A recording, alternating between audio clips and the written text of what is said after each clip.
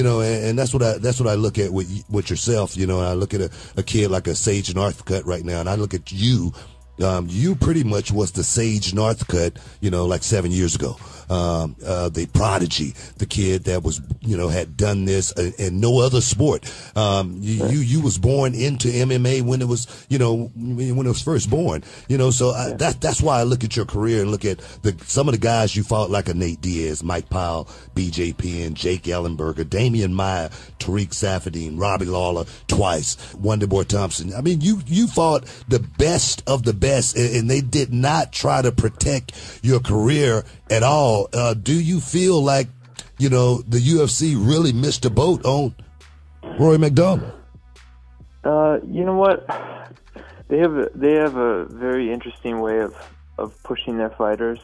They don't do it quite like boxing. They like to throw you in the fire fast, and see if you come out on top or not, and they'll keep on propelling you up faster and faster just to make more money. But if you don't put on for them, they'll throw you in the dumpster really quick. So they're not really into protecting the fighter business. They're into promoting the UFC business. It's a little bit different model than boxing. Yeah, and that's my question. Do you what do you stand on that right there? Because me personally, I don't think it was fair to your career. I look at you at the same time, Booker, I was for it at the time. I was 20 years old, like I said, and I wanted that. Yeah, I didn't care about the money. I just wanted to get to the top as fast as I possibly could, and that meant taking on whoever I had to take on. I was going to do it. That's just my personality, and a lot of fighters are like that. They have that personality. And it's up to their managers and their closest coaches and whatnot, their team, to protect them from their own ego or whatever that's making them take these fights with no money and. You know what I mean? No experience. I had Randy Couture on the show a couple of weeks ago, and he was talking about this new act that they're trying to get enacted to MMA. It's called the ILE Act. It was enacted 16 years ago in professional boxing, and it's to keep the fighter from being able to from being exploited, from being mismanaged, to being able to maximize the most amount of money that you guys can make throughout this sport. And that's why I say, that's why I asked you, how do you feel, about, the UFC not taking advantage of, just say, for instance, me personally, I'm a entertainer. And do you agree with me or not that MMA is just as well entertainment? Definitely entertainment. That's what people pay to watch it, Exactly. So I see the Red King, and I see the video game. I see the Hitman, you know what I mean? And you coming in on the video game and making a whole lot of money from video sales and stuff like that. I see, the T-shirts. I see, all kind of merchandise that the Red King could be making. I'm talking about for years to come, through royalties and stuff like that. That's why I say I feel like they mismanaged your career and didn't actually capitalize on everything that you had to offer. Because, like I say, they threw you. One thing I do look at with the UFC, when you're a champion, they throw the champion in there pretty much with the number one contender every fight. Me personally, I don't agree with that. What's your stance on that? I agree. I think they should be able to have some other contender fights in between, like boxing. But the thing is with them, they have all these different like alley acts, and they have different promotions where they can they work between the promotions and their promoters and things like that. So they have an advantage over us in that sense. We're under one banner and one company who makes all the decisions, that has the monopoly on our sport. So they pretty much call the shots at it, and the people that are involved in it, the managers that are involved with the fighters, they only have so much room to work before the UFC shuts the doors, because at the end of the day, it's what they want to do, So that's why, having a Bellator or MMA in the mix in our sport and a serious competitor to the UFC, that gives us the opportunity to open our eyes to other business opportunities. like you're saying, that going to Bellator, now I could start making royalties on things that I deserve to be making, rather than UFC just collecting everything off of my character, you know.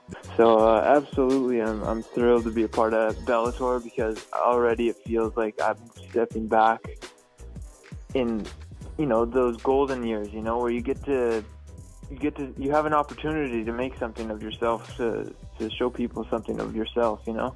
Whereas the last few years, to be honest, it's felt like I've been living in North Korea, you know, or at the UFC, and I don't know if that was done intentionally, but just systematically, like over the years, you know, the choices made, you know, it's got us to the position we're at now, where we all dress the same and we all talk the same, and you know, it's the same script over and over again. So same clothes over and over again, same characters over and over again.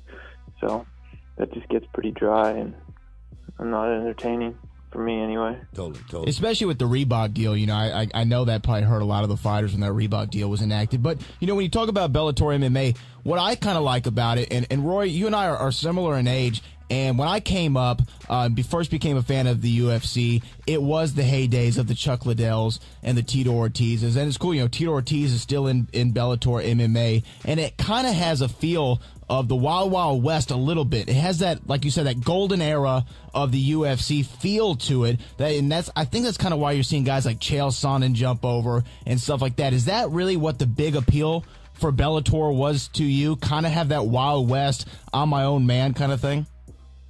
Well, the big appeal is the dollars and cents. I know that, baby. The Red King. Yeah, definitely. Yeah, but everything else is you know, it's icing on the cake.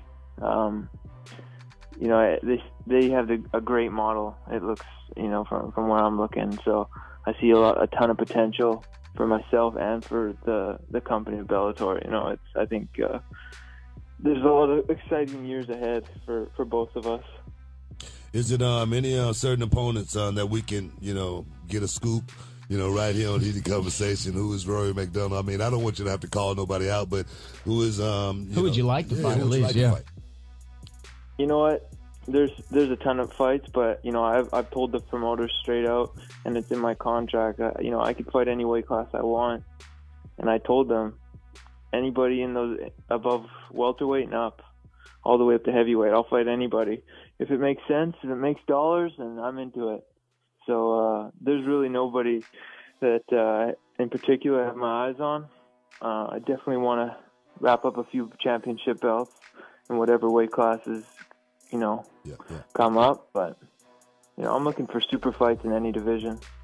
Well, I'm going to tell you right now, we got a chance to, you know, witness Bellator live here in Houston, Texas. You know, Kimbo Slice versus Donna 5000, as well Shamrock as Gracie. Yeah, Ken Shamrock. And I tell you, it was a sold-out house, man. I'm sure the buy rate was off the chain. And see, that's what I think about when I think about you guys. I think about the buy rate. I think about what came in the gate. You know what I mean? Well, that's what I like about Bellator, though, is because it doesn't have that pay-per-view model. It's the television ratings. Well, so it gives you guys a chance to make as much money as you possibly can, and that's why, you know, I'm gonna be advocating for guys like yourself for many, many years to come. I look at, like I say, that's why I look at a guy like Sage Northcutt, you know, and how they've, you know, he's 20 years young guy. 22 maybe. His last fight he made 80 grand plus bonuses and whatnot. And I just think the Red King, now you're in a place where now you can make.